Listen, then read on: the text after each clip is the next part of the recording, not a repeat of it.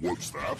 Bringing you the latest and greatest in tabletop role-playing, game testing, and previews? Why, it's Wandering Monster Roll Initiative! Hello and welcome once again to not Wayward Children, that's the other thing. Wandering Monster, America's Test. I just heard myself say it too. You know who we are because I just said it. You know what we do because I just said it. But what we are doing tonight is something that just makes high school / college age John so happy. Believe it or not, I had an obsession with pirates throughout college. I studied piracy, the golden age of piracy, all these things. You may or may not know this, but Black Bart, the famous pirate, was well known for dressing super flamboyantly and keeping the company of a massive, very robust young black man as his first mate, who he went everywhere with before he was disintegrated by grape shot. Disintegrated by grape shot is a great way to end your life. It is. You also may not know that at one point the governor of Tortuga imported hundreds of prostitutes from England in an attempt to introduce heterosexuality to the pirate population of Tortuga. Introduce heterosexuality to the pirate population. These are true facts about pirates. A robust failure. Yeah, it was. If I have anything to say about it, anyway. Friends, we are about to embark on not just piracy, which I was obsessed with, but piracy as is influenced by the working of one of the most, well, I won't say reviled, yet respected names in horror, from pulp horror specifically. That's right, we are going straight Cthulhu, Lovecraftian mythic horror in Cthulhu pirates? Cthulhu captains. First there we go. Captains of Cthulhu. I am... Look. It's been a couple of days. We are here. We're here to have fun. We're here to show you fun, and we're here to show you this super cool game. Ian Servas, our captain, my captain. Take it away. There we go. So, Cursed Captains of the Cthulhu is brought to us by Black Cat Gaming. This was a game that was successfully kickstarted, and we are excited to be showing it off. It has a large team that's helped bring this together, from the wide art team to the fantastic writers. So, James Berry and Samantha Webbs, Kiana Shaw, V. Zelda, Susanna Grace, Ross Liamson, and additionals. We're going to be playing through the introductory adventure that was just released by Kiana, which is Race to the Temple Deep. I believe this might be in some of the material that's being provided for backers, or if not, this will be something that will be released soon for purchasing. So this is hot off the presses, not even a week old, so be exciting to run it. As John alluded to, this is a very mythos-based game, combining high piracy and a fictional, but still quasi-historical Caribbean that the game is based in, but with all of the elder gods that you have come to know and love. Game has an interesting and pretty fast character creation system and brings a lot of flavor to the table. But no seafaring voyage is complete without its crew, and we do need someone that is worth their salt, or just rather salty in general, to introduce themselves. Well, I don't know about worth my salt, but I'm pretty salty in general, so I will step up to the proverbial plate and introduce myself.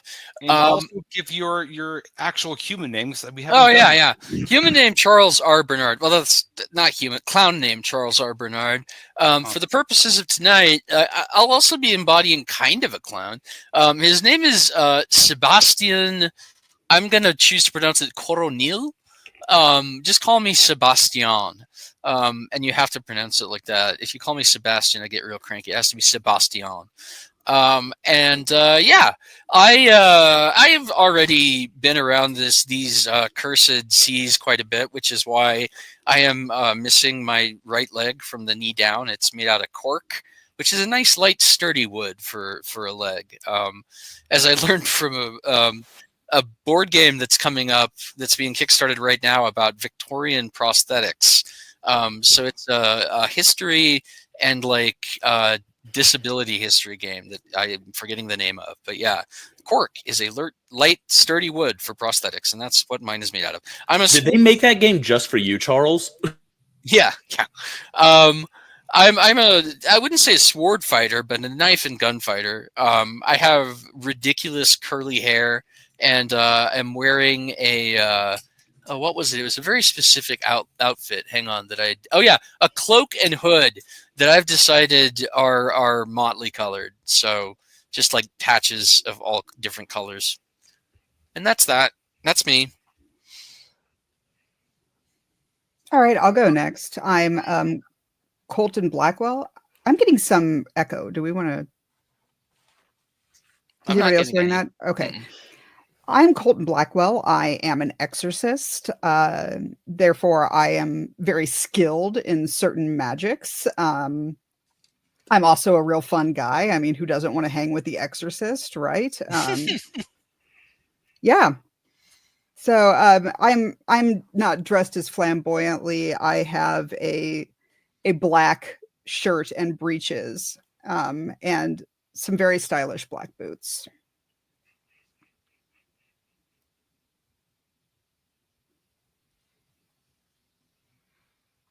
That brings us to me. I am I am Deodath Moshe. I am Deodath. You can call me Deo. Or Moshe. Deo or Moshe is fine. Okay.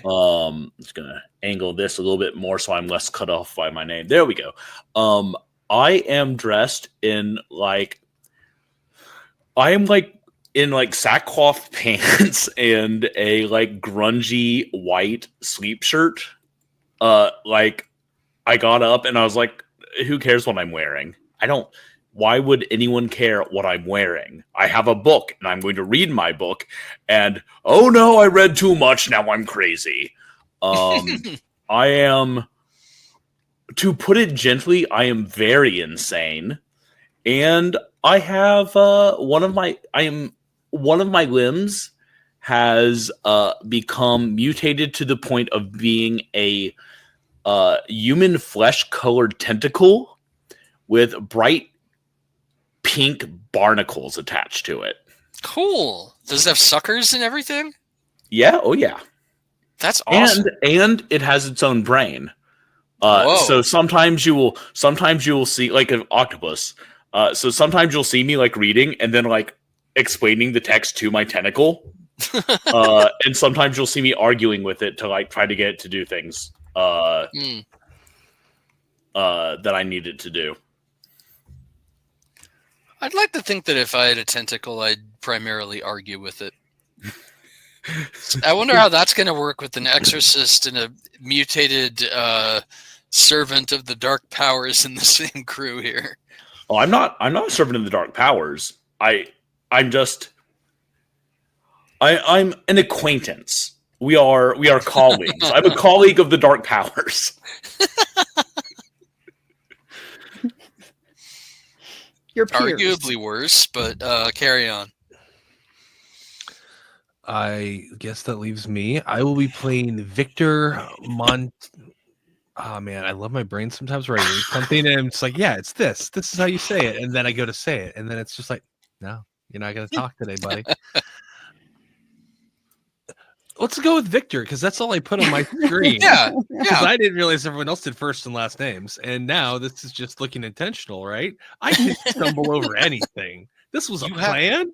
You have to earn Victor's last name. Yeah, that's right. Victor is not just everybody gets to know it. Yeah. And he's not going to tell you what it is, because then you might be able to figure out who he owes money to, and we're not going to have that. It's like Madonna. You have to Google it to find out what it is. You know, as a fun additive, what you could do is you only tell those who you've slain your name. Yes. And only after you've slain them, like Mhm. whisper it in their ear. Yeah, Mhm. Yeah. because you might accidentally not slay somebody, and then you're fucked if they run off with your name. Yeah, they got to be laying there dying, coughing up blood, and then I just lean in and I whisper in my name, and then I shoot him in the head with my little some kind of a small little gun, a little 2-shooter A gun. Derringer, Yeah. little Derringer, No, Derek. Yeah, a Derringer. yeah. Derek, You- Derek. That's a dirk. That's a Dirk. knife. It's a knife. Oh, even better. That's even classier. Mhm. Yeah. So instead of shooting them in the gun, I slit their throat. Yeah. I swear I read over this. Victor has one eye. I'm going to elect with a glass eye and not an eye patch because I find that to be more fun. Also, a convenient place to hide shit. What could be hidden in there? Good question. I myself don't know, but we might find out today. Bird just flies out. Shooting dice. Just hold on one second. Oh, look, I got it. Perfect. You are your own dice tower.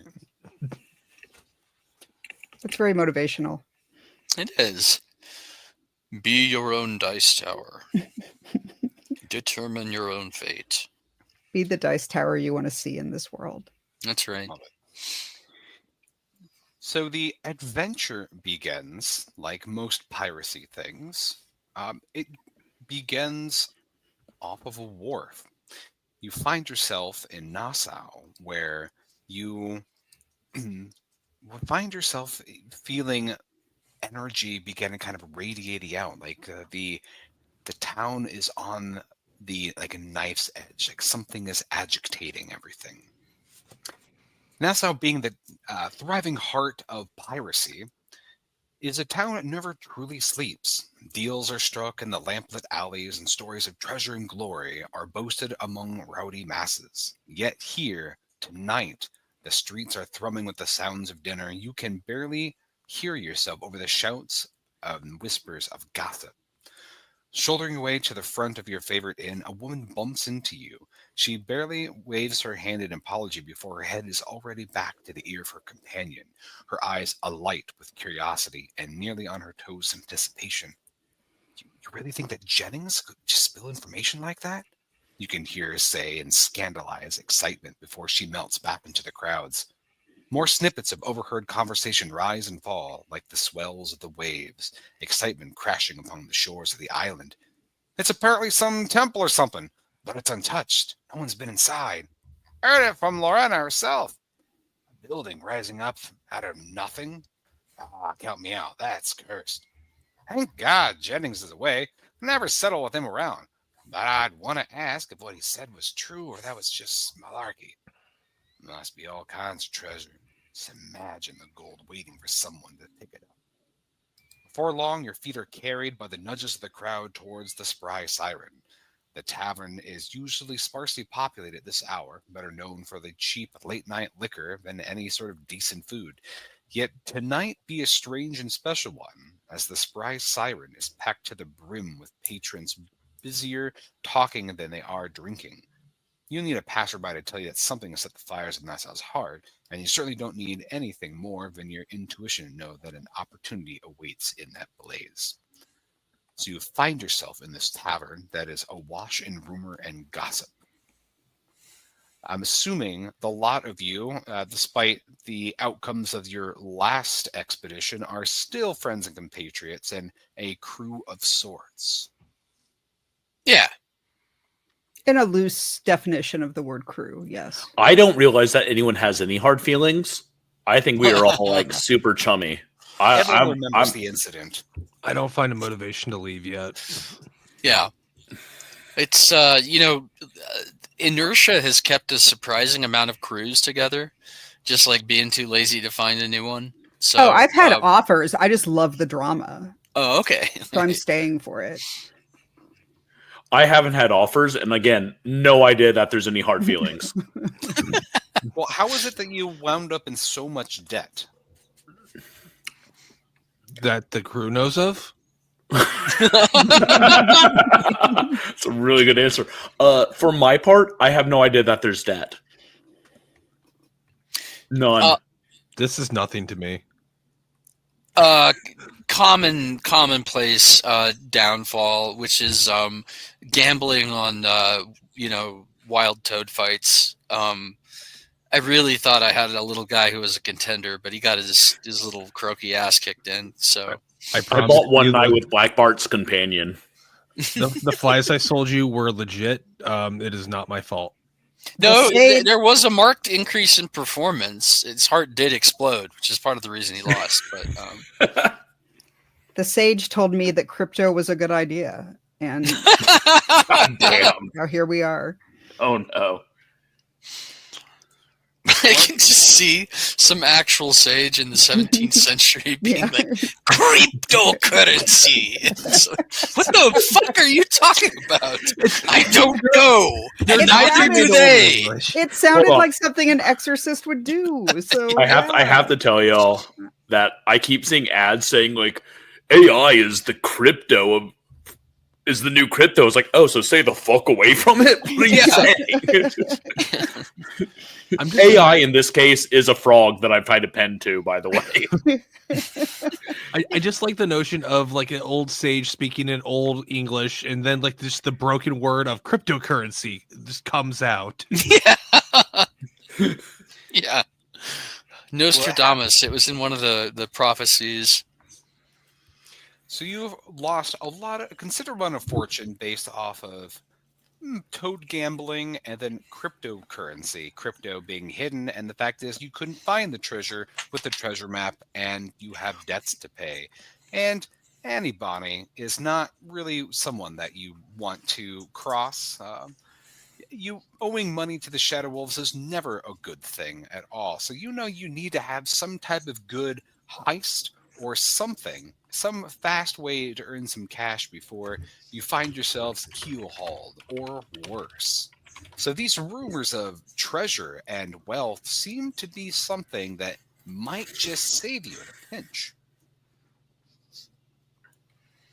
I mean, yeah, it sounds too good to be true, which is exactly why real life Charles wouldn't go near that shit. But in game, what the hell's my name again? Let me see. Sebastian. Yes, Sebastian is all about that treasure. So I want to get me some sweet slime encrusted, briny deep sea, been at the bottom of God knows what for 10,000 years treasure, quote unquote.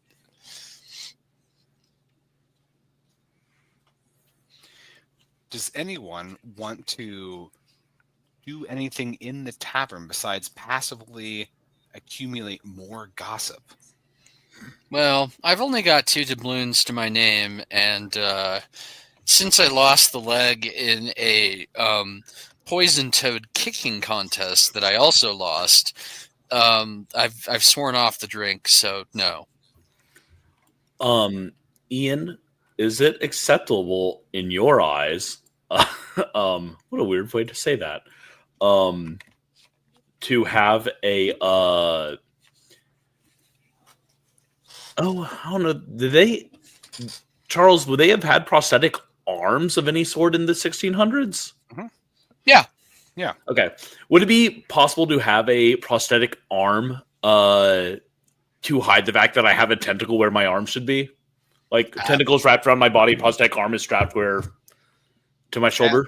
Absolutely. I'm imagining that it's probably just as uncomfortable and intimidating as if you were just flopping a tentacle around. True, but less likely to be killed by the church. Yeah. Are you like the constable from Young Frankenstein? I'm not saying I am. I'm not saying I'm not. Because, think about it. You could, if that thing's hollow, which it should be for lightness, you could just stick your my tentacle inside. Yeah. Okay, great. Yeah. And then if you need your tentacle for combat, you can just whip it off and, or leave it on and let whatever bites you on that arm just carry the fake arm away. I do like that. Keep in mind that this world is completely infused with magic and the occult. So things that are like that aren't so strange. It's people will judge you more based off of what your behavior is. And of course your allegiances with the various factions of the pirate court or those Okay. insidious cults that are starting to pop up more and more. It's not how many tentacles you got, it's which cult you rep. Okay. All right, then I'll have my tentacle out. I just didn't want to, you know. It's all Heaven's Gate, by the way. I rep Heaven's Gate. Son of a bitch. That's not. Hey, Charles, bad job, friend.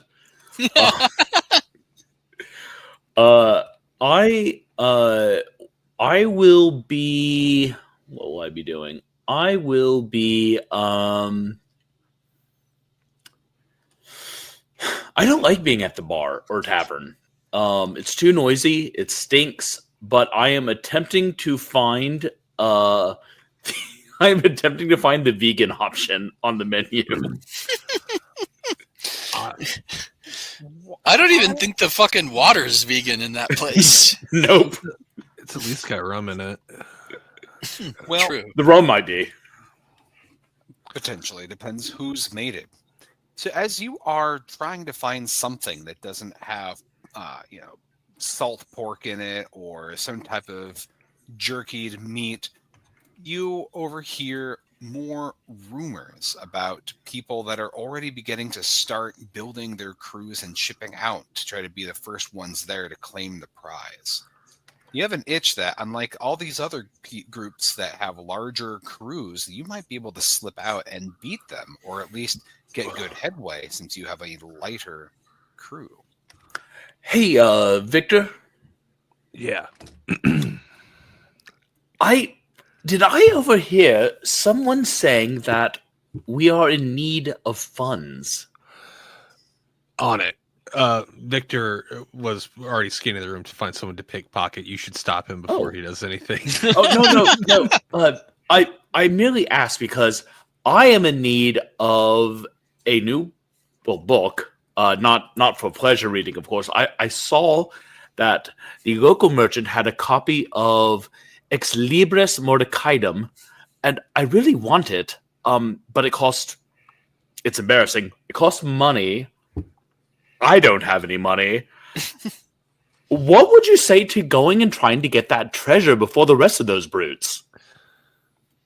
It could help us out financially, that's for sure. Yeah, we should go get that treasure. And where's the book? Like, who is it here? The merchant over off of Nassau. No, almost in Nassau Street. We are in Nassau. I don't know what fucking neighborhoods are called here. Yeah, he just wants to go buy the book with the loot once we're done. I just want to go steal the book. Oh, well, that'll have to wait until after we get this temple shit done. I say wherever the merchant was, but I like that I have a pretty good fake pirate voice, and I've decided to go full dandy instead. Oh, should we all be doing fake pirate voices? Is that no? It'll get real. We fast. can all just be talking like this. No. In small doses, maybe with certain phrases and words throughout the night is how I would advise us to proceed. Nope, full dandy, my friends. All right, you go full dandy. I don't know what my character's voice is.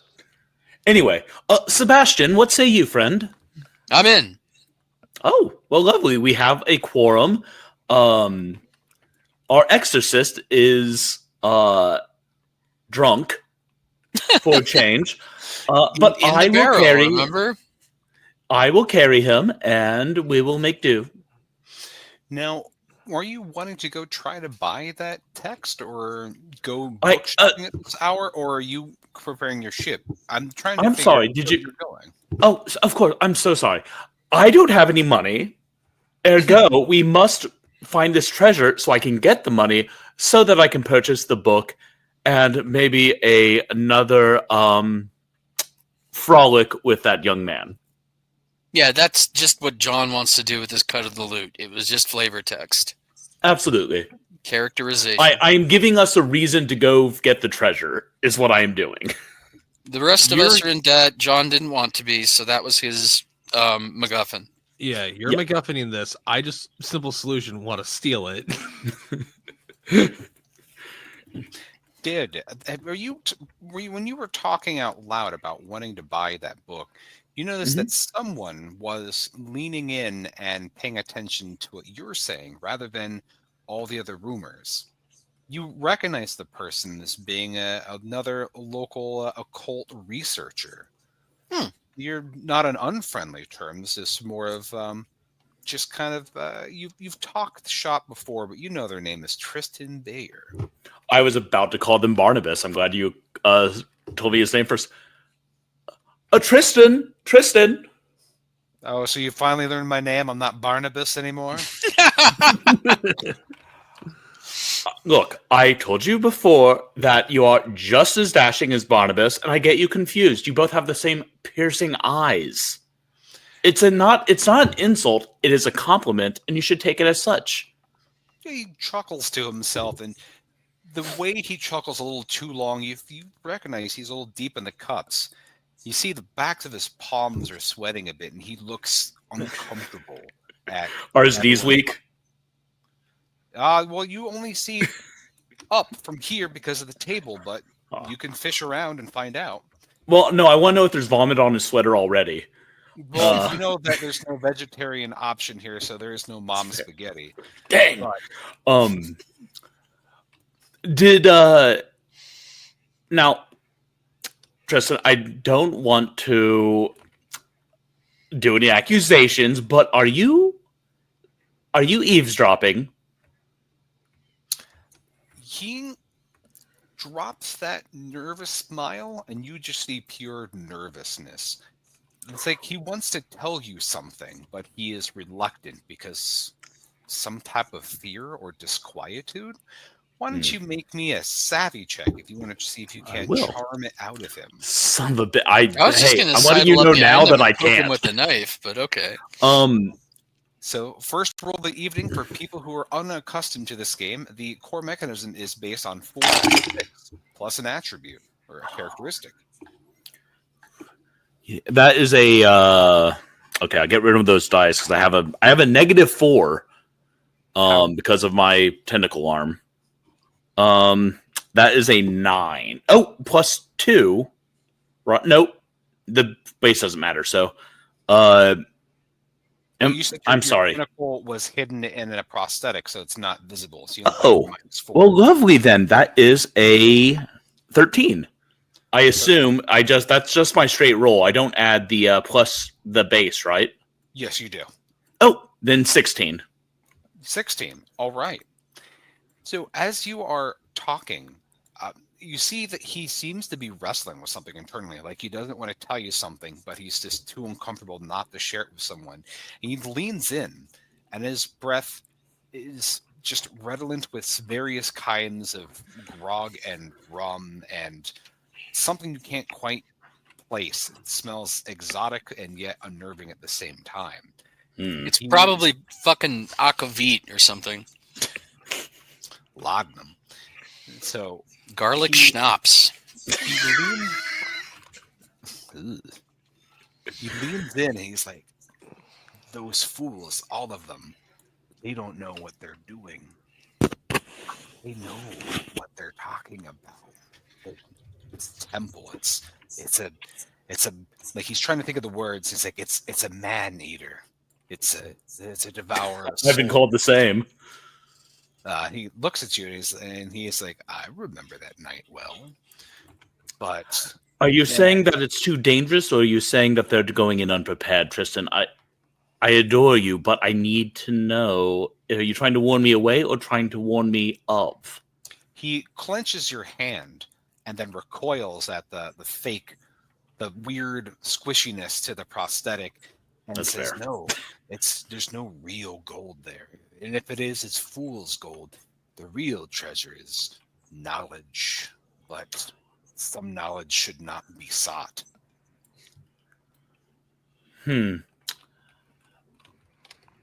Thank you for that information, Tristan. You are a dear. I will keep this in mind, and we'll look for our gold elsewhere. I kind of make the over his head. I kind of make the gesture of like, let's get out of here. Yeah. He's not good enough in bed for me to put up with the stink of his breath. I was about ready to go over there. I was about ready to go over there and kick him with my wooden leg right in the ass because I need that money. So I don't believe him that there's no gold in there. And Whether there's gold or not, and knowledge is worth money. Yeah, exactly. I can use that knowledge to get us more money. We're saying this away from Tristan, by the way. Yeah. Ian. Can I be picking Tristan's pocket while they have a sidebar? Okay, sure. Go I just ahead. think you're fondling his butt. Wouldn't you like to know? All right, so Roll your pickpocketing savvy. is my savvy, which is a 2. 2. So I roll 4d6. yeah, and then to add 2 to that, Mhm. the total. All right. Total those bad boys up. 12, 15 plus 2, 17. Then I got a +1 with my bonus for my savvy. You get +2 bonus to your savvy. Okay, because I'm looking at my character sheet. It says total 3, base 2, bonus +1. Oh, I was looking at the other Charles. Rookie move. Yes, that is correct. So you get +3 on that.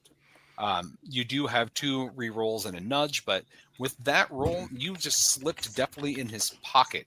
And first off, you find that you're grabbing something that feels like a nightstick or a very large sausage, and it's uncomfortably warm. Then you should dig a little deeper instead.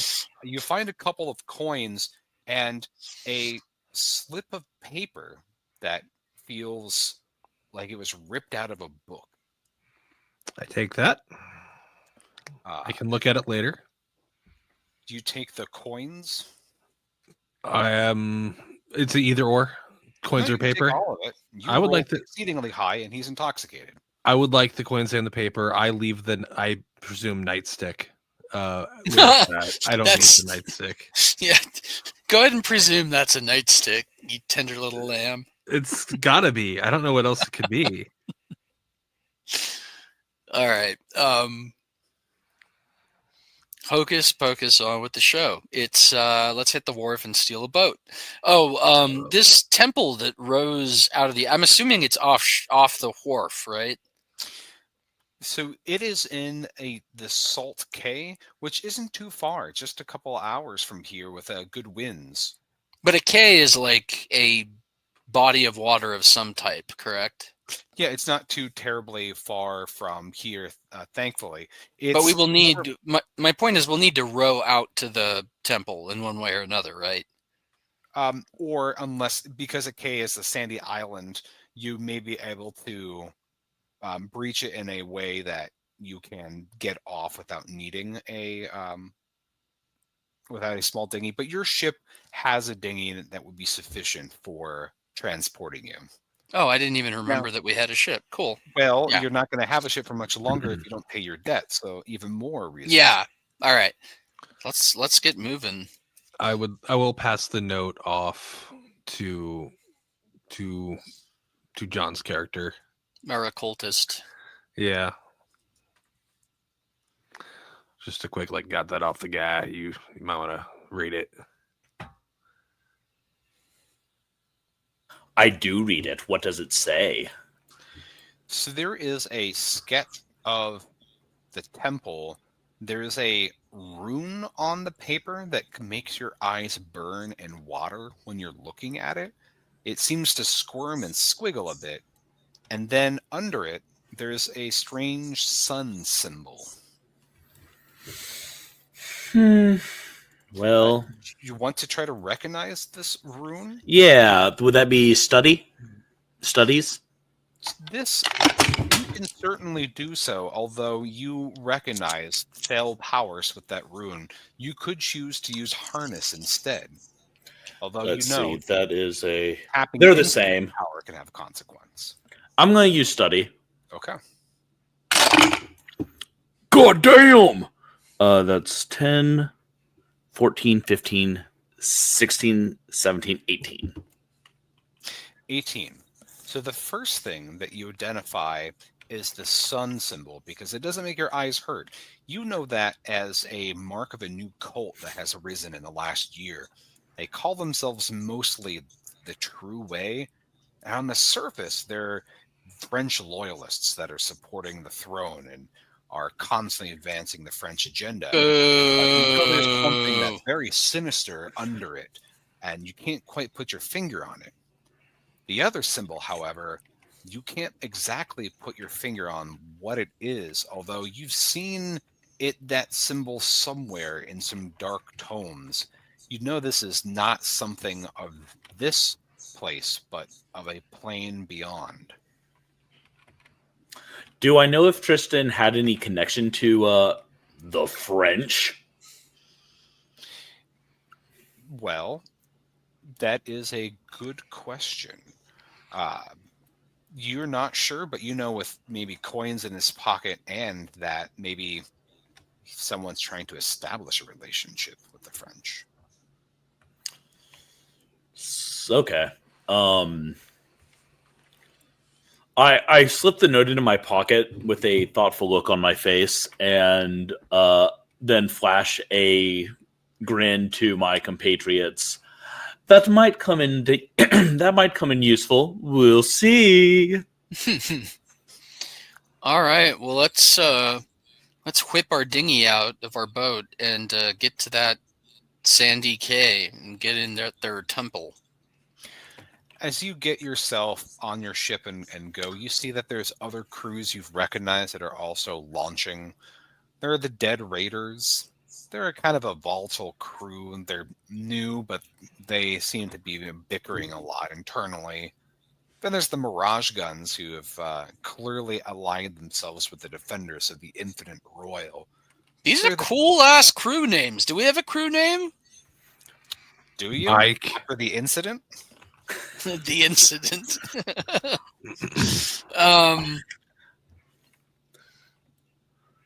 Surveyors of a drowned world. Oh, that's pretty good. Thank you. Yeah. Let's call ourselves that. The Surveyors for short. Yeah. Sebastian, would you be a dear and play some music to drown out the sound of their dreadful arguing? I would be so happy too. And I genuinely am like thrilled whenever someone asks me. So I reach into my cloak and I pull out a squeeze box. Now these were actually very popular, like with pirates and sailors and stuff, because it folds down tiny and it's basically like a little bitty accordion. Yeah, and so I'm just like accordioning up a storm, and like even on my peg leg I'm like dancing, doing a jig. I pivot around on the peg, like I'm doing a great job. So yeah, and that increases everybody's courage by 2 points while I'm doing it, by the way. So cool. That's a free action now, but I can do it in combat too, and plan to. Good. I use the cover of his music to speak to Victor.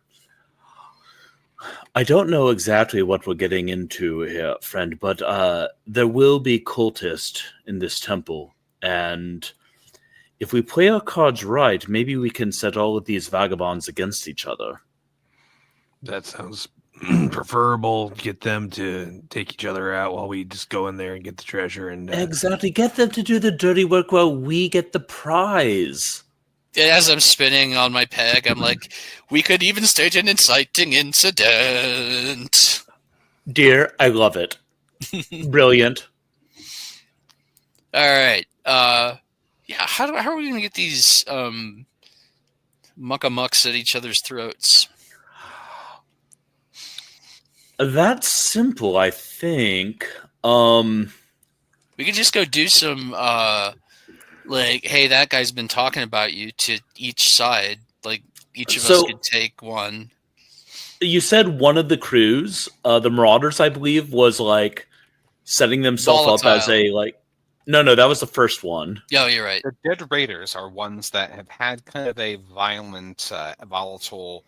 Like, there's someone that's out their group that's trying to be bold and brash, to try to prove themselves in a world already choked with pirates. And the other one is connected to some kind of cult? The Mirage guns are connected with a faction of one of the pirate court factions called the Defenders of the Infinite Royal. Fantastic. Okay, I'm going to go to the Raiders. Do you want to know what it is? I do, but it doesn't matter. Yes, I do. For John's curious, but it doesn't matter for my plan. All right, and then if I could finish, there's a third crew that is also that's set out that are the Scarlet Souls.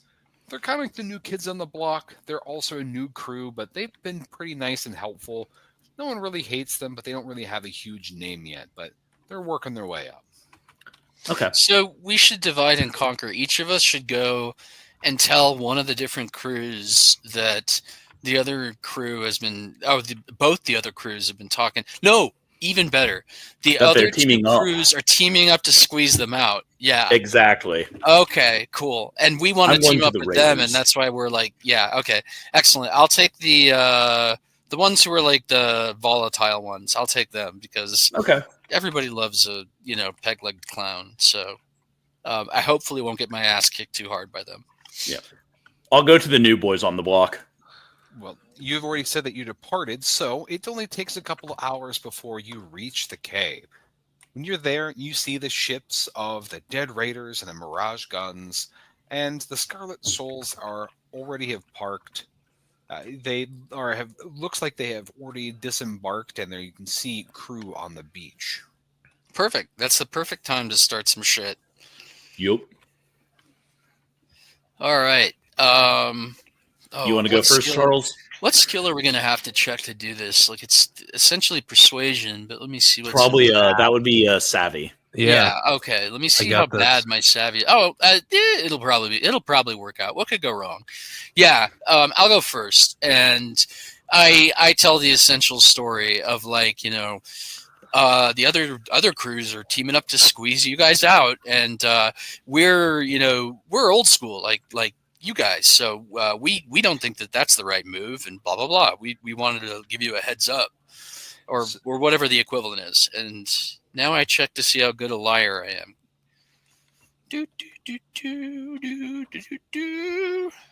I'm a pretty damn good liar. That's a naked 19 plus 2 for 21 on that. God dang. Nice, man. Yeah. You run over to them and you start talking about all this. Well, I don't stuff. run, but yeah. You hobble over, your peg leg sticking into the sand, and you talk about this cross double dealing. They first don't really pay attention to you, as it looks like they're busy bandaging up their bosun, who you just saw look pretty hale and hearty on the way over, but you notice that their arm it's gone. They are furiously trying to bandage up not even a stump, but a perfectly clean cut across their shoulder. Connie O'Neill, the bosun, is just in shock. The others that are furiously digging through their equipment trying to find things, and as you come up talking about the double dealing. Well, no. My first, if I saw that, the first question out of my mouth would be, "What the fuck did that?" I was gonna say they're gonna be very susceptible to your message because they all seem nervous and spooked. Yeah. One of them just turns and looks and goes, "Connie, they just got into the entrance of the temple, and there was something that just cut their arm clean off. I don't even know where the arm is."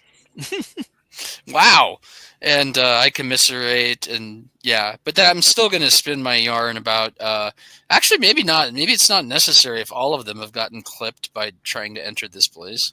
But your role is sufficient that with that savvy check, you could align with them, or you could also kind of feed them some misgivings about the other crew. They're vulnerable, susceptible, and afraid right now, and so you can manipulate them. I will mention, Charles.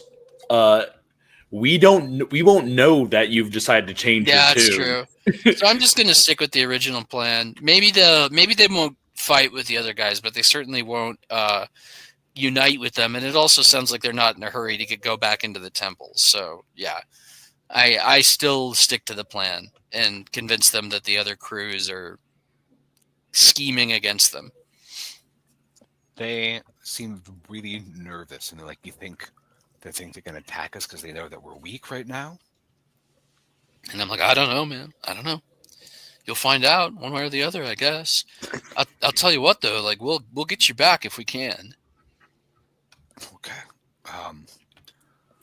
Yeah, this is bad. Do any of you have anything that could help Connie? I don't know if they're going to make it. That's a very good point. I don't think do. Any of you guys have like a healing or any sort of talent? I can make alcohol. That actually might help. But let me see. I tell him I'm gonna go and like rummage through all of our shit and come back, and I'm actually gonna do that. Anybody have anything that has healing properties? Mm-mm. Yeah. I don't think so. Like, I'm a pretty good duelist, but not much of a anything else. I have tequila. Do you feel like parting with your tequila? No.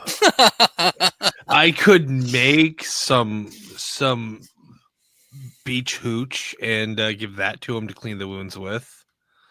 All right. But- I tell you what. Theoretically, do I have unlimited ammo, Ian?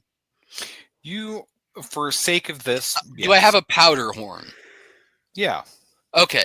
So I am just going to use some basic, like, in my real life case, saw this in a movie. In the game case, like, heard this in a song in a tavern or something. And I'm going to try and cauterize the wound by setting it on fire with gunpowder. What skill check is this going to be? Well, it depends of how well you're trying to do it. If you're trying to say, "Trust me, I'm a doctor," that's a savvy check. That Or you could appeal to a scholastic element to then use your studies. no, I think I'm going to stick with the Smart savvy. I'm just gonna. It worked last time. I'm gonna bullshit my way through this. I'm gonna be like, what's the bosun's name? Connie. Connie, my boy, you're gonna be fine, Connie. Trust me. I was a intern under the finest seafaring doctor that the world has ever known, or not an intern. I was trying to think of like a apprentice. Oh yeah, I apprenticed under the finest seafaring doctor the world has ever seen. All right, and now we'll see how full of shit I am. Ooh, unfortunately for Connie, I might be full of shit. That's a 13 combined. That is a pretty decent roll. That's about a median check. So you staunch the bleeding. You cauterize most of the wound, although you can tell that at this point, Connie passes out from the pain and blood loss. Yeah. But they're still breathing, so you think, job well done. Job well done. Yeah. Could have turned out worse. Victor or Deodith, any things you'd like to do? From here you can see, even though that the sun has set and a gloom is beginning to spread and fog is beginning to build up over the waves, this temple defies anything you expected.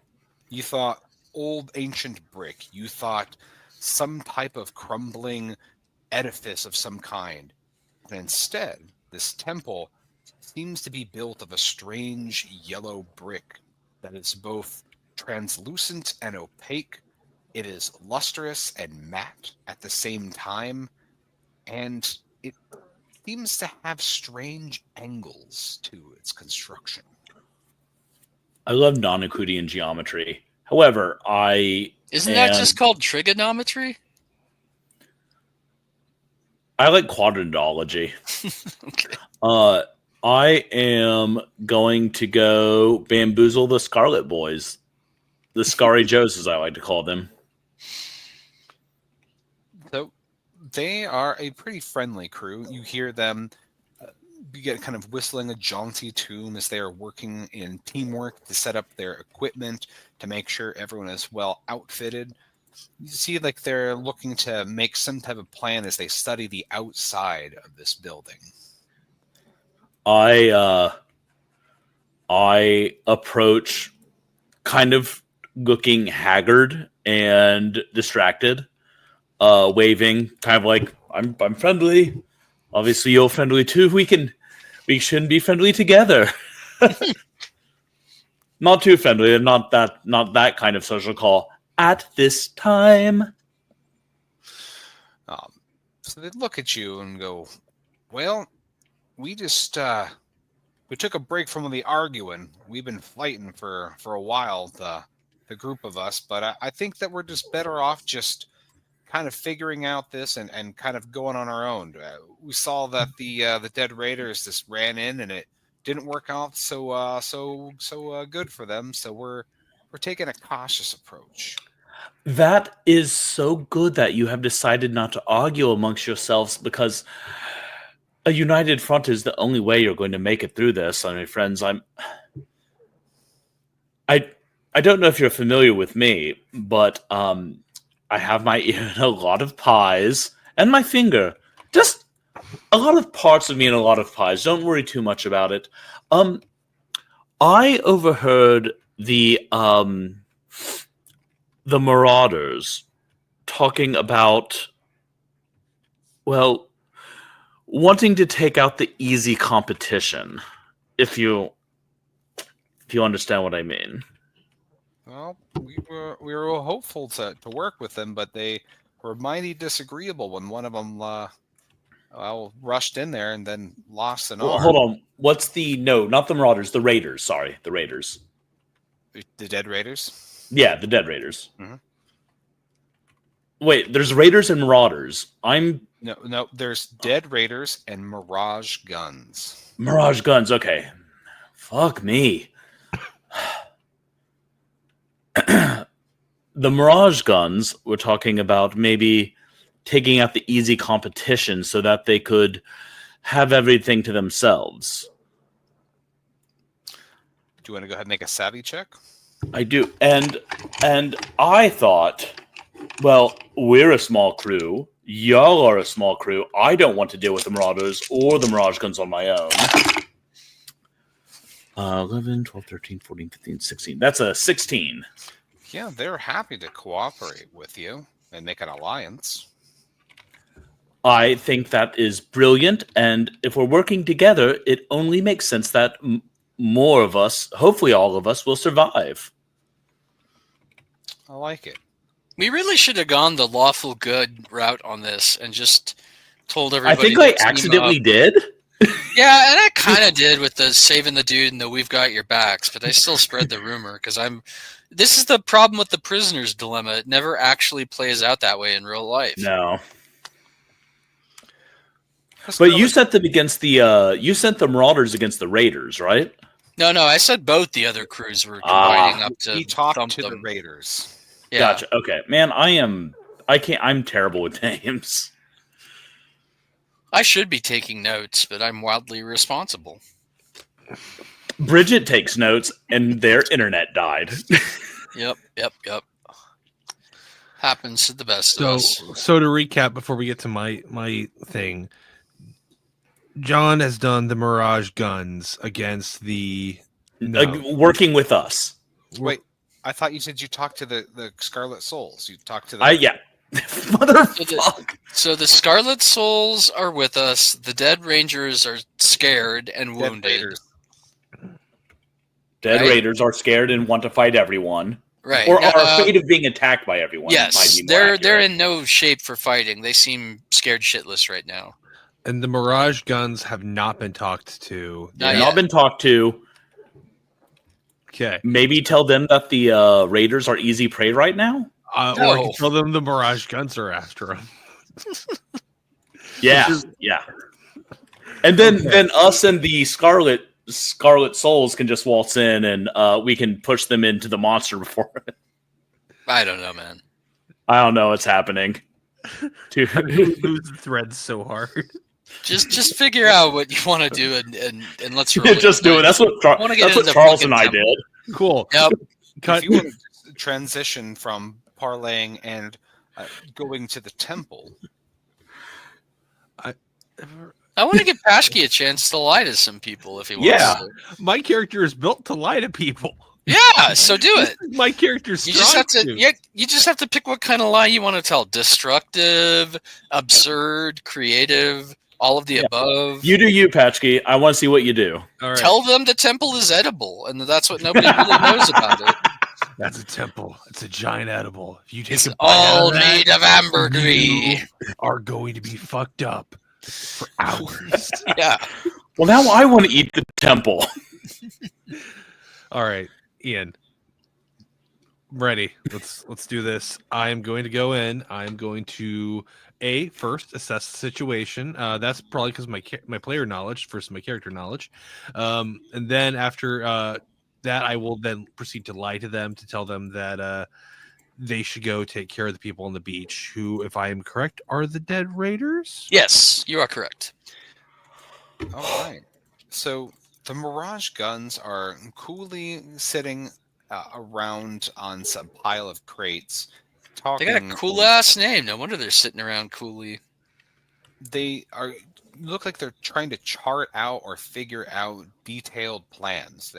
One person, presumably their captain, is charting something in a little notebook, and the other people are having a debate about the best way to make it through the first room.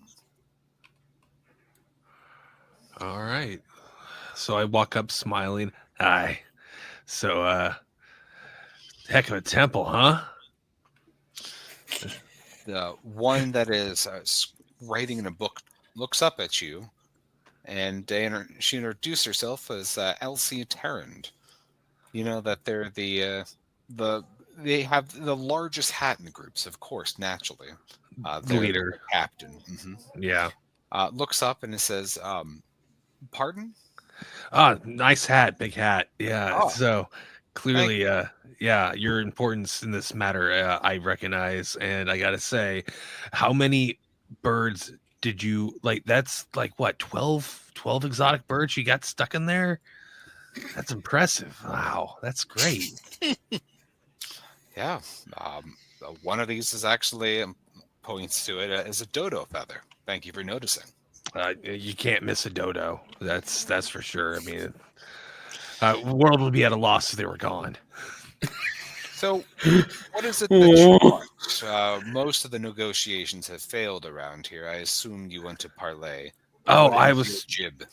I was coming to let you know that on our way in that the dead raiders, well, they were blaming you for some reason for their lack of ability to get in there, and they were talking about getting like your supplies so that they could be better equipped. Taryn it looks at you as if is kind of looking through your bit. Those fools paint faces. They paint little skull faces on themselves when they get all hyped up for battle. They're just blowhards. They brought it upon themselves. They seemed pretty serious this time. I'm just letting you know. You want to roll savvy? Yes, I do. All right. I think painting your face up like a skull for battle is cool as shit. I don't. I think painting your face up for like going to bed or just going to the store is cool as shit. Yeah. 15 on the dice plus my 3. All right, that does hit the target for them. Elsie looks at you and seemed unconvinced at first to be like, well, they do have a lot of misplaced anger and rage. I could see them wanting to lash out to those fools. We'll looks over at Alice and goes, Alice, keep an eye on them. She pulls out a flask of gunpowder and checks to make sure it's full to the brim. All right. Well, I guess I'm gonna go get back to my group. If you need anything while you're in there, just let me know. I'll see what I can do to help.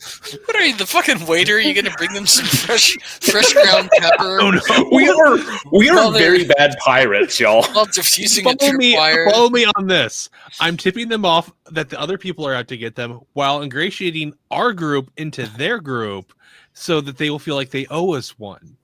There's ingratiating, and then there's just being obsequious, though. You know. I come back to my group. I'm like, so I may not have done exactly what I was supposed to. We'll have new friends.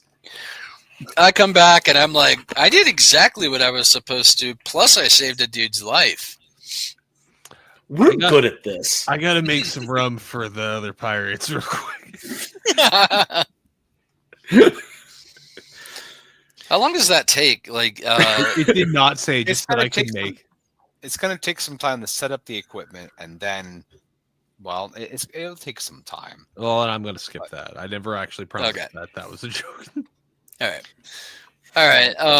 Let's get at that gelatinous yet firm, opaque yet translucent, matte yet shimmering, non-Euclidean pyramid. When you start to approach it, you see that it looks like it had been created in one contiguous piece, like a structure that was birthed rather than it was carved away or built. Its walls, as you get close to it, are oddly smooth and still gleam, its surface teeming with elaborate etchings that curl into strange spiraling patterns. You can see at the corner of this are twisting spires, which make it so the whole building itself, from a certain angle, seems to resemble a crown. The entryway doesn't have a door, and it's just dark inside. It's like an open invitation to anyone who would enter. So this is gonna sound weird, but like, do we have any sort of what I'm wishing we had in terms of anti-trap technology is just a long stick. Maybe we can I do have a pretty long stick. No, longer than that, and no, plus my prosthetic arm. Yeah. Oh, not longer than that. Plus, Okay. we want one that we wouldn't be afraid to like lose, because I just want to be like tapping floors and extending it in front of us so that whatever sliced that dude doesn't get one of us. If it was a trap, if it's actually an opponent, then we can fight it. But if it's like some sort of spring-loaded death thing, then Sebastian, would you like to use a studies check? Yeah, although I think my studies is low as hell. Well, if you no, tell actually, me it's what- not. It's not. Oh, no, go ahead. So yeah, I will make a studies check. All right. I don't know why I had that You're impression. pretty low It's my on it. seafaring that's piss poor. I am a bad sailor. A bad naughty sailor. That's a naked 12 plus 2 for 14. Would you be describing an oar? That would be describing an oar. Yes, sir, I would. This is amazing. Thanks. You made me do a fucking check for that. You prick. I approve. That's marvelous. Yes, an oar. Okay, yeah. I'm going to run and get an oar. I'm going to, maybe we should also turn it into a torch. Like, since we have rum, we could wrap cloth around the front of it, soak it in booze, and light it up.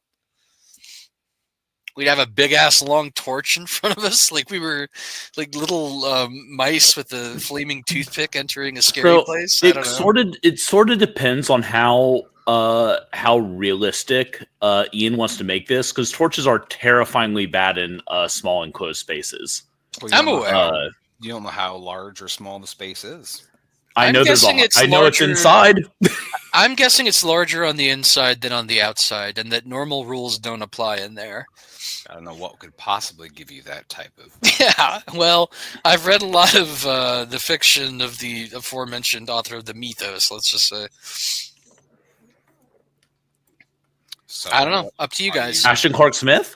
Do you guys have? He's also excellent. Do you guys have any light making equipment? Because that's probably something that's good to think about before we go charging into the darkness. I should have thought of this back at the tavern, because I've been noticing this every time we play. I'm like, do we have flashlights are not going to be invented for like 700 years in another dimension. I typed I have dark vision on my character sheet. That is canon. Yes. Unfortunately, one of your eyes is missing. Unfortunately, Yeah. you didn't yell, I have dark vision as soon as he mentioned shadows, so it doesn't count. Ah, shit. Okay. I have booze. That is all I have to make light. All right, we're gonna make the world's biggest ore torch to stick in front of us, and fuck, this is so incredibly ratchet. Yeah, let's just do it anyway. All right, yeah. So we're gonna. I volunteer my. You know what? The hell with it. I'm Porky Piggin for the rest of the episode. I volunteer my pants as tribute. I'm going to keep the cloak and hood on and nothing else. And you don't need to. Oh. Yeah, and it's too late. I've already like ripped them up, put them around the ore, grabbed the rum, soak it up. I'm tired of waiting for committee decision making. Got my flint out, sparking it in there. Whoop, big ass ore torch. You guys ready to roll? There's the sound of a little bit screaming as all of the crabs. No. Yeah. So you have an ore torch. You know that They needed burning anyway. So tell me how you are going to use this. You see that, again, this is an open doorway, and it is pitch black on the other side. Well, I'm going to very carefully extend it in front of me to light a good, like both the ground that's going to be right in front of me and a little bit beyond that, since it's, but how long is an ore? Like 4 or 5 feet-ish, I think. Maybe longer. I think it depends on the type of boat, of course. Correct. But yeah, like I should be able to get a pretty good like circle of light going, and I'm just going to be extra careful to watch for like tripwires or stones that if stepped on the floor would cause a commotion or whatever.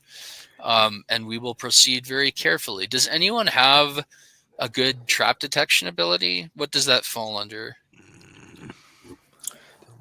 It would fall under more of a practical standpoint. So it'd be a skill. Or it would be you experimenting with the room itself. Would my eye on the prize skill, it's for stealth, bluffing, contests? No, probably not. Liar's dice? Nope. I'm thinking of this as a more of an OSR approach. Hey, Charles? Yeah. You'll be annoyed. I have a bonus to healing people. Well, the guy lived, so actually, like, you know what? It all worked out okay. And that's good to know for when I get my head sliced off by something. You can help me grow a new head. All right, I guess we're just going to wing it. So let's, with our flaming ore, let's go inside there. All right, you're going inside, or you're standing outside and poking it in? Oh, I'm going to poke it in first in Okay. case there's like some sort of dimensional gateway or whatever that will just cut it off, So as you begin to push your flaming ore inside the door, you see in the little halo of light that there are weird things in here. At first, you think maybe they're bent over people, but then you see that the walls, the ceiling, it's all covered in soft tentacles. They slowly undulate, and when you put your torches in, the light, they strike out at it. Like they go from like flaccid, floppy tentacles to being hard as steel, and they all go inward to the ore and chop it to bits. Well, I'm glad we tested that before we did it. All right, let's see. So we got to kill a shitload of I don't know. I wish that something very poisonous, like raid or whatever, had been invented so that we could. If you'll say something about that out loud, I might be able to help. Oh, Did the fire do anything? If only we had some kerosene or whale oil. Oh, I feel bad saying that we could splash in there to set ablaze. I could try something. Please do. Ian, I'm going to step up to the door, open my mouth, and cast caustic vapors. Whoa, cool. I'm rolling. That is goddamn. You didn't wait for his approval on that. I like that. Well, I mean, I cast it whether it's going to work or not. So So catching that's number is your target. So 16, first off, 18. before, how many dice are you electing to roll? Each die Oh, is going to cost you 1 courage point. okay. I'm trying to hit 9 with rolling 9. harness. I'm an unlimited fountain of 2 points per so turn 4. courage, though. So I need to remember. roll 5. I'm going to roll 3 die. All right, so you're going to take 3 courage off your 16. Yep. Nah, I didn't need to, but that's okay. I definitely hit. That is 11. That's a 15. Wow, that's pretty impressive. I'm good at casting spells. Do you want to tell people what it looks like? Deo steps up to the door, and you see him.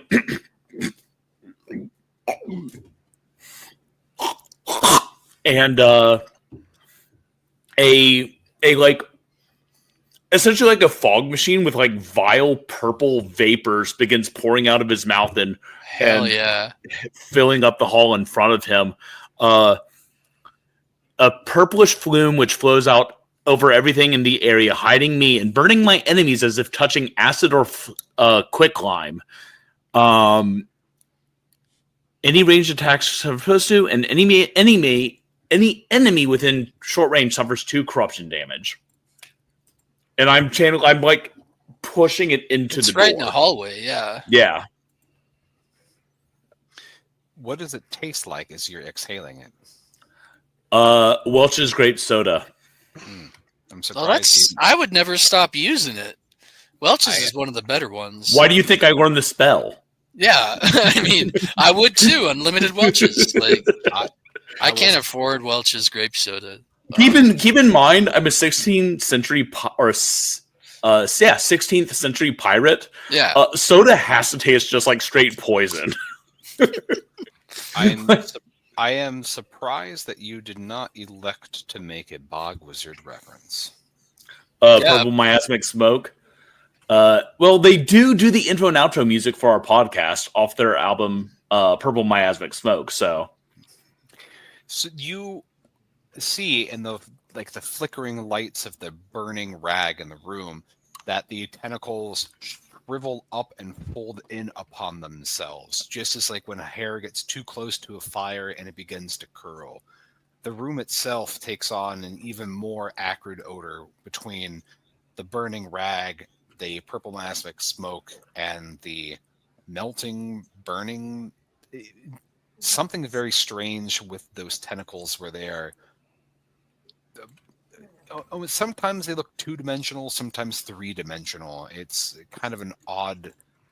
It just makes your eyes hurt the more you try to focus on exactly what's happening in the thick of that fog. They're in too many dimensions. Too many D.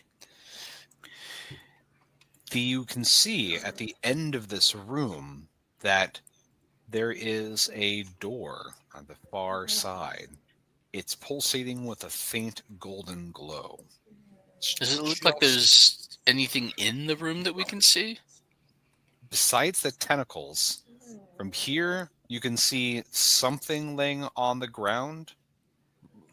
It's not a piece of ore, but it's some type of relatively straight, maybe jointed thing.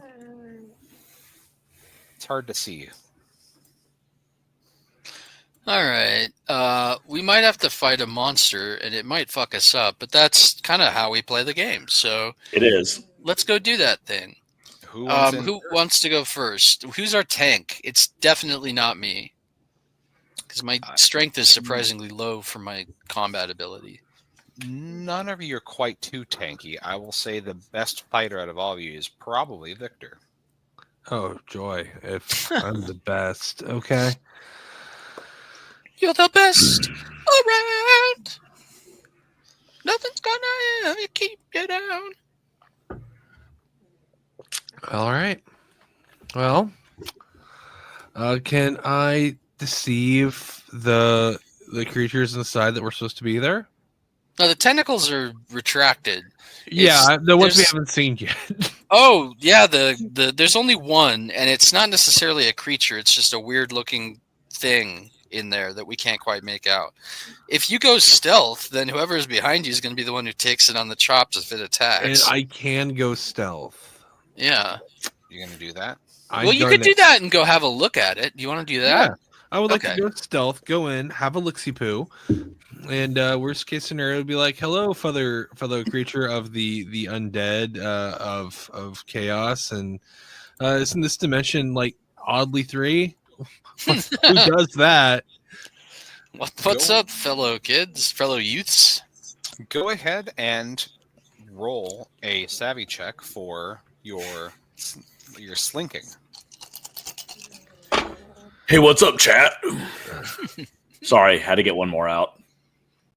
18 And you can plus re-roll any of the dice. You can re-roll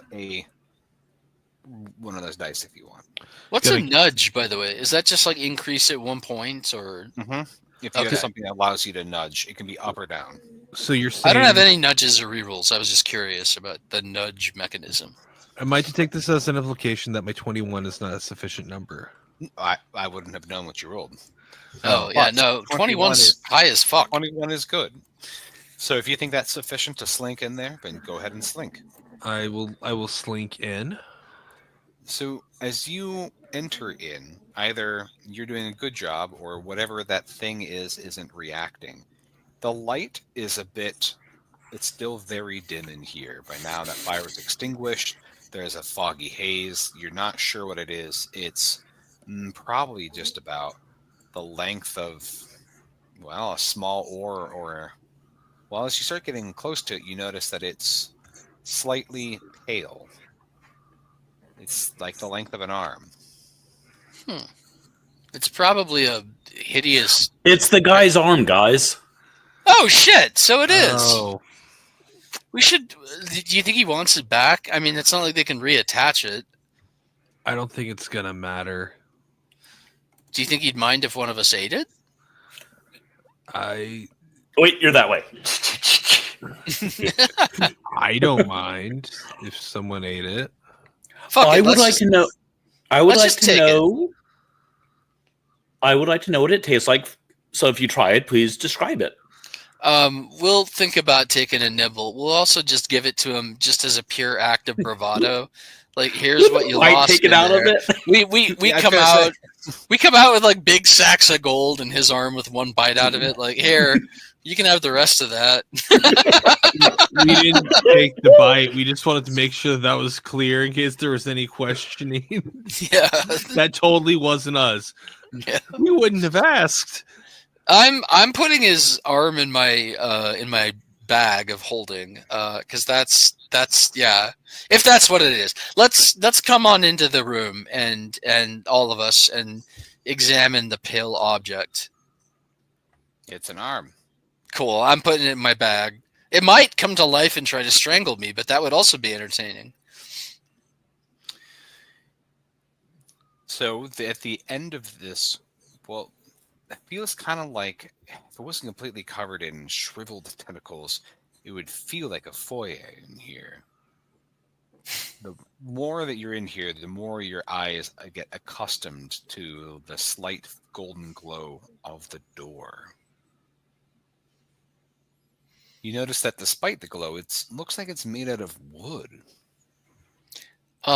Does it have any markings of any kind on it?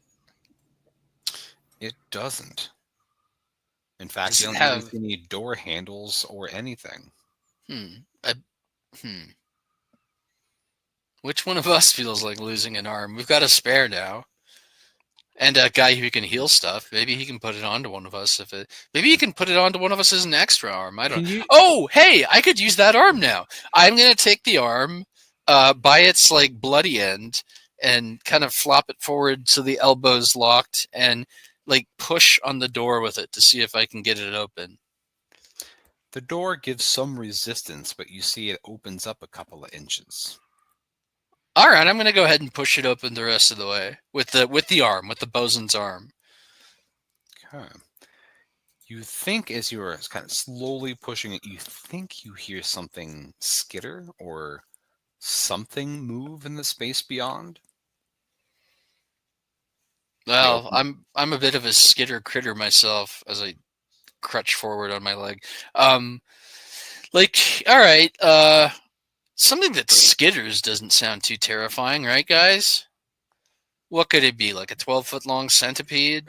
We all skitter, friend, at one time or another. That's right. All right, I like proceeding. I think this is going well so far. Yeah, let's keep going. I will lead the way into the next room. Okay, who's taking second? Please, somebody with healing abilities. So John. So I get my shit Most wrecked. of my stuff is spell. Like my healing is not magic healing. It's like I can do some surgery, which is not going to help in the thick of combat. So let's have Victor go next because he can do the good knife stuff. Yeah, true. I'm also good at a distance, so if our lighting was better, I'd be at an advantage because I could take a shot at anything with my pistols that was like at the other end of the room, but we would need light for that. This space, as you enter it, has a little bit of a lambent glow. Oh, good. Slightly of a fuchsia in color. There's a wooden walkway that kind of zigzags and yet also goes straight across this space. The ceiling itself is vaulting and kind of a jagged angle, as if kind of like a cathedral ceiling is folded in upon itself. Cool. The walls to your left and to your right seem to be heaving and sighing just a bit, almost in peristaltic waves. It seems almost fuzzy or leathery. Same. Yeah, I'm also in the fuzzy leathery zone. All right, I draw my pistols, one pistol each hand, and begin carefully making my way upon the zigzag walkway. What's at the other end of the room, by the way? Do we have multiple exits or just one? As you look, it looks to be just an open archway. But At the other end? Yep, you can only see purple beyond. Okay, let's start making our way to the archway. The floor begins to make your stomach lurch as gravity seems to pull in strange ways each time you take a step. It almost would feel like, as a modern equivalency, like walking through a fun house and feeling like that disorientation of going through in the spiral tunnels. As you are trying to walk through this on thing to the path, roll me, if you will, a savvy check. Okay. You could do savvy, or you could do brawn. Oh, I'm doing savvy. Like a seafaring for legs. Brawn and seafaring are terrible scores for me, so I'm going to have everyone that's savvy. going through this space make one of those rolls. Fine. Hurrah! That's 22 for me, so I'm doing fine. Ow! It's all that opium I enjoy on shore leave. It's really has left me with a pretty iron like constitution in terms of balance and nausea and so forth. And how do rerolls work? I can just do that, or 4d6 plus your modifier, which can be savvy, seafaring, or right now the rerolling portion. Your rerolling is for specific context, like if you were trying to do stealth or if you were trying to do brewing. If you're just trying to keep your legs about you, you don't have something that's giving you a applicable reroll. Okay. Well, that's what did you roll? I don't want to talk about it. Well, I need to know what. Oh no! Is Pashki going to fall into the pit of despair? 13. Okay. I rolled a. It's 10. I rolled a 15. Okay. All of you, most of you stumble just a little bit, but keep your balance through here. You notice that as you kind of tromble through this space, your footfalls agitate the walls just a little bit. You see that the walls aren't necessarily leathery and like furry, but they're completely covered in strange creatures that looked like bats with too many angles and limbs, yet Neat. having something that resembles uncomfortably like a cat's head. Sometimes when they, I guess, they stir in their slumber, their many limbs scrape against the walls, and you can see strange purple gems embedded in their fur. Anyone who says "Psst, psst, psst, psst," is getting a bullet, just so you know. I've never been particularly interested in cats. Well, these are like bat cats. I was making a vagina joke, Charles. Ah, I see. I made a hearty har. I know. Yeah, that helps. Yeah. Yeah, you have to say pussy for me to get it, John. But you have to be I- crude. Come down to the gutter with me where I live. Everyone knows I would never do that. All right.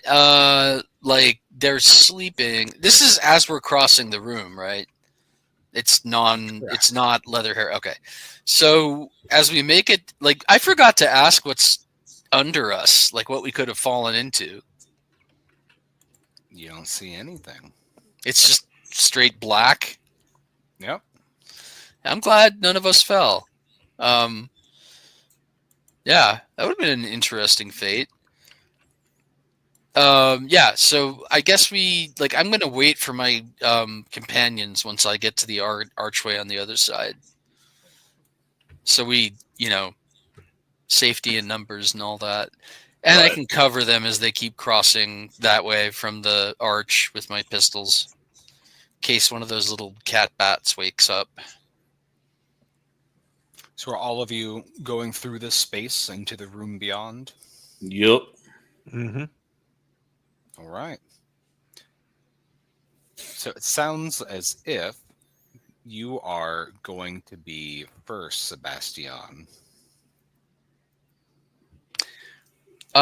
Yeah, so what's through the archway? As you enter into this space, you find yourself, oddly enough, in a library. Not just an ordinary library, but a rich, very comfortable den. They're mahogany bookshelves that are painted with constellations that climb to impossible heights here. Each shelf is filled with identical yellow books. There are solid oak writing desks that have little lamps on them, and the shades are in the shape of beckoning hands. You can see there are piles of parchment on some of these desks. And as you pan across the room, despite having this kind of, rich setting, you don't see any exit. There's just tons of desks, tons of bookcases, and a lingering feeling of something. This is the treasure, guys, I bet. Because remember the thing about knowledge being the treasure and all of that? Yeah. Okay. I would like to go to one of the... You said they're all identical yellow books. Are they... Seems that- like you'll have to pull them off and check them out. Yeah, well, are they that color yellow, like Yellow King yellow? Uh, All right. It is the same color as the outside of this place. Okay, yeah. I'm going to pick one at random, letting fate guide my hand, and open it and use my knowledge check to see if I can comprehend what's in it. All right. Well, hang on a sec, because I think my learning's as high as yours, John. Yeah, but I have the otherworldly insight Yeah, talent. that's true. Let's have you do it. Yeah. You're also a lot closer to madness than I am, if I'm not mistaken. Already, Extremely so, closer, yeah. Then again, you could turn on us just having opened it, but that would also I plan on it. That would also make for an entertaining finale. So It would. Ian, I rolled a plus that. Am I rolling studies, right? I don't know what you're doing. well, you have your Fair. occult insight perk. 3 plus my insight. plus my insight. That's 8. No, that's 10, 12, 16, 19. To be doing what? To be trying to figure out what we are looking at and Yeah. what is going. Like, Just yeah. opening one at random and seeing what's in it. yeah. Okay, so you are not using that to observe the space around you. You're pulling a book. Actually, and looking wait a at it. minute. That- Wait a minute. Using it to observe the space around us might not be such a bad idea, actually. I mean, David, you tell me what your character's instincts are. My instincts are trying. My instincts are. I know that the treasure, quote unquote, is knowledge. So I am trying to ascertain what. Oh shit! Translate that into an action. What are you doing? I am trying to. If you give me a second. I also have that note. So before I roll, discard what I did before.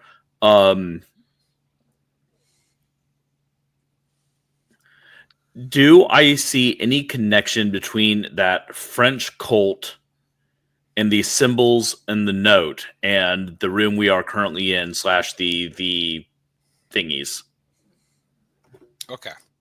So you are observing the note and using it to look at the room. Yes. Okay. As you are looking, you look at the note. You don't see anything anything about the sun symbol that really calls to you, but the symbol that is on the book, it becomes more familiar, and you recognize it as the sigil of the king in yellow. You see, Yeah. Sorry, what's his name? don't know of whom you speak. That would be Pan, right? His Majesty in yellow. No, not in the Derleth book.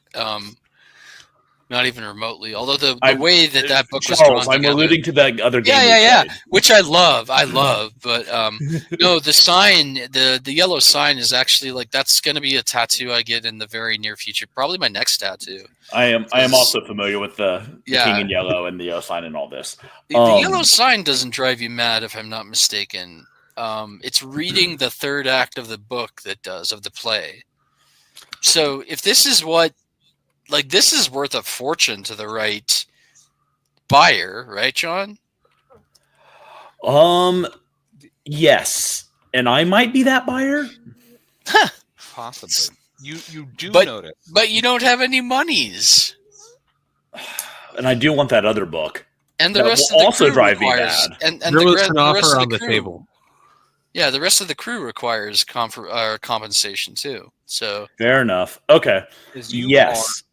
are looking at the bookshelves, kind of scanning through, you notice that the star motifs that are painted that across the bookcases are not any of the stars that are recognizable from the viewpoint of the Caribbean or Earth in general. Every single book in this library, give them to me. I want them. Not in character, but in character, I do. Yeah. However, Ian, do I recognize the star map painted across these shelves from my own studies? Specifically, maybe from an undiscovered ninth planet, far out in the reaches. It does. What seems to be interesting is that almost all the stars are painted white or gold, except some of the stars on the books are black. Oh, those are the ones we want. Black shells. Yeah, I point those out. I point. Gather these books with the black stars. Put them in your packs. All right, we do it. So as you go over to grab some books that are on the shelves with the black stars, you see that the books, unlike the other ones, have a little moon on their spines. And when you try to grab them, your hand goes through it. And it appears there's a whole bookcase of these illusory books. Wow. I'm walking through it. Yeah, what's on the other side? Are all of you going? Victor, are you wanting to walk through a disappearing book shelf? I mean, there's a chance we can only take the books at nighttime. Oh, good point. That Well, is very cool, but I'm walking through the nighttime. bookshelf. It is nighttime. The sun was setting Oh. as we were entering. Oh, I forgot remember? about that. Then yeah, I'll fall through. Yeah. So I think safety in numbers. So I'm going to grab a couple volumes off the shelves at random to slip into my pack from the non-black shelves. Just because I'm I getting figure that gold stars. anything from this place is probably worth something to someone. Yeah, and then we'll follow John, or rather, not Barnabas, but what's your name? Barnabas was the man I was flirting with. That's I'm right. Deodoth. Or Moshe. Deo or Moshe. Moshe. Moshe, I can remember. Yeah, he was sexually harassing that gentleman, in my opinion. Really? Yeah, but maybe. I don't know. All right, so I'm going to follow He liked Moshe. it. Yeah, probably. I'm going to follow Moshe and go behind the bookcase and see what's back there. The room beyond, oddly enough, after going through these strange spaces, appears to be a stage production, like a rendition of a pirate ship at sea. You don't see it where there might be an audience, but you have the feeling that you are on stage. That's Two cool as suns- shit. Yeah, two suns in a stormy sky are painted on the walls, and there are thick strips of yellow and blue peeling in decay. The floor underneath you creaks, and you can tell this shoddily or cheaply made. Above you, in a tangle of ropes, are corpses that are dressed just like the three of you. Nice. The only door or other egress or you can see is a door. Well, there you see a hatch that is on the far side of the ship that seems to lead below deck. How far above us are the corpses? Are our corpses? They are within arm's reach. I want to pull down my own corpse and examine it. As you reach out and grab this, you see that this is a puppet of you. Cool. Its eyes pop open with baleful witchlight, and it becomes ensconced in witch fire. Thomas Ligottiing intensifies. The other pirate puppets of you begin to spring to life and begin to descend on their ropes towards you. You Oh, notice cool. that they are, unlike you, armed to the teeth with all kinds of terrible weapons. Oh, sweet. Hey, Ian? I'd like to cast a spell. Oh, that sounds like a great cliffhanger to put us on. What spell would that be? Living rigging that allows me to take control of rope and control it as my own body. Holy fuck, that's handy. That is pretty fantastic. Yeah. All right. Then go ahead. Tell us how you cast the spell and what does it look like as you cast. I reach into my robes and pull out a bit of rope, and Deo smiles like frankly too wide. Like the smile actually reaches his ears as his face contorts with mad magic.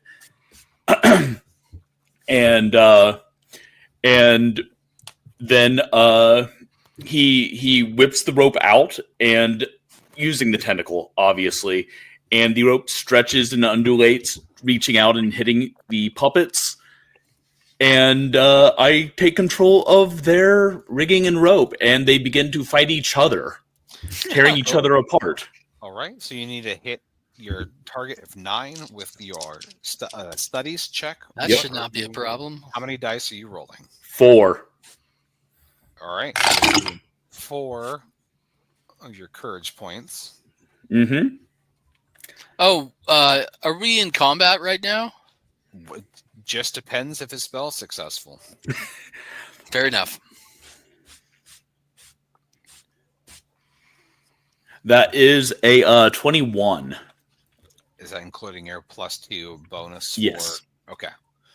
All right. Then as the puppet creatures begin to descend towards you, You manipulate the ropes and marionette them to attack one another.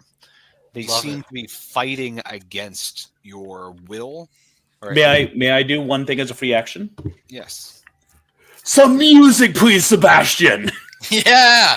If this counts as a combat turn, and I can do my my musical performance on the squeeze block, that adds 2 points of courage to everybody.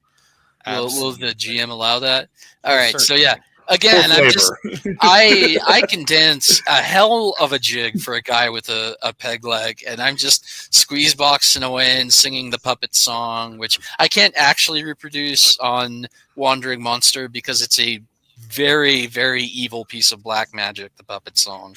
So it's best if it remains unsung tonight. That way your eyeballs don't all explode. So yeah. Victor, as we are wrapping up this scene with these marionettes fighting each other to the tunes of Sebastian's mad crooning, what is your final action of the evening? Just drink some tequila. The party seems to have this under control. I like to think you're sipping, like, not just pounding, but sipping. Just takes the bottle out, takes off the cork, just kind of, yeah, does look like me, huh? I was wondering if the tentacle would get its owner the fake arm. Yeah, that's a thing. Well, it turns out the stage ended up having an audience after all. So you know that this temple keeps descending into further and further layers of madness, and you have yet to find the treasure that you are seeking, and you hope that you'll be able to find your way out again. But that will be where we put a pin in this, as the marionettes are sticking pins in one another. Love it. And we draw this initial playthrough of the introductory venture, A Race to the Temple Deep, to a close. We'd like to thank Black Hat Gaming for sharing their game with us and their brand new adventure. So there's still a lot for people and parties to explore, faction play, and other things. And of course, descending through a mad temple of Hastur. Yes, I said his name for their Deodith. Yep. Thank you. I personally, I love this setting, the system. I love everything about it. So I will say that adventure for it is great. I will say that so many Lovecraftian settings, especially right now, OSR going deep and hard. Everything deadly and failure is imminent is kind of the flavor. So having passing rolls and having a good opportunity to do cool stuff, like that rope spell at the end, super satisfying. I was thinking a little bit of fun, yeah. For those of you who've listened to us for a long time, you might remember when we played the Temple of Metagorgos. I was just thinking that when I vomited a ocean of seawater as a spell. I think about that sometimes, and I just want to say, that's what makes role playing so cool. Is we have these moments where we have this instantaneous storytelling. Yeah. That makes this hobby really shine beyond the making each other laugh and making each other smile. And as I was vomiting miasmic purple smoke into that room, I thought about that and just how cool this hobby is. And this game was fun. I like the system, like Charles said. So definitely look them up and check them out. Obviously, we have to thank our behind-the-scenes team of Kevin Welch and Bridget Brave, who sadly had to drop. Charles there manages all of our socials. Patchy does all the crazy art you see on our socials, and Ian, if you don't know what the fuck Ian does, you're not paying attention, frankly. Because not only is he our forever GM, but he also builds character sheets for us that have all the details, all the stats, all the character generation, and an explanation of how to play the game on them. Yeah, Ian is a so- workhorse and also a fantastic, creative, wonderful GM. So Yeah. Oh, So, look me up anytime. So we do. I just want to give my appreciation to our team, and obviously to our intro and outro music, which is Barbaria off the album "Purple Miasmic Smoke" by Bog Wizard. With all that said, please go check out Madness Heart Games on Drive-Thru RPG or Itch. We have some new games up on there, including the new edition of Ultrashock, which you can only get through madnessheart.press/games. It's spiral. Oh, I have it right here. It's spiral bound so that you can just set it down, and it's super fresh. it's a very miniatures cool- agnostic. You can use Mhm. little thread dudes. You can use thimbles. You could could use a whole Legos. set of. You could use a whole set of those Monopoly guys, like You could the iron and the baby carriage and stuff. Yeah. Yeah, you totally could. It's a great game. Yep. And you check it all out, or you can get it digitally through Drive-Thru RPG or Itch. We do have a new book by Judith Sonnet out. Mhm. Brand new book called The Home. Mhm. And if you like paperbacks from hell, 70s, 80s style deep psychological horror, it's an incredible book, and I highly recommend you check it out. The last two books I want to recommend, the last two authors I want to recommend to you are our very own Charles Bernard. He just released a book through Madness Heart Press called Black Sunrise on Piss Earth, which is about battling fascism in occult spaces and neo-pagan spaces. And frankly, you need to look into everything you can do and be aware of what's going on in the world. The other book is the Expectant Mother's Disinformation Handbook by Robert Guffey. Now, that's our kind of satirical look at motherhood by Robert Guffey, but he also has a few books on his study of QAnon. Yep. So check Which that out. I would recommend quite a bit. Yeah. Read this stuff, understand it, and support indie creators like the first Captains of Cthulhu, like Madness Heart Press, like Robert Guffey, Charles Bernard, Judith Sonnet, all these cool people doing all these cool things. Upcoming, if you're in Central Texas, Madness Heart Press and Madness Heart Games will be at Nosferatu in February, at Ghoulish in March, Ghoulish Book Festival, in March, and we just secured our table tickets for Staple Mixed Media Expo in April. So we're going to be going crazy over the next few months, and you'll have plenty of opportunities to support independent artists, authors, and comic books coming up. Holy crap. Thank you all so much for letting us do this crazy thing. We love you. We love each other. And we love rum. We will see you soon. Oh, wait, that's not how I finish this show. I say this. Thank you so much for joining us on this consensual journey we call Wandering Monster. I have been John A. Baltusberger. I have been Charles R. Bernard. Ian Servas. Mr. Bashke. We will return in 2 weeks' time. Until then, if you cannot wait, don't worry. Bridget knows a shortcut. You've completed another Wandering Monster adventure. Click subscribe, leave a review, mark experience on your sheet, and we'll see you next time.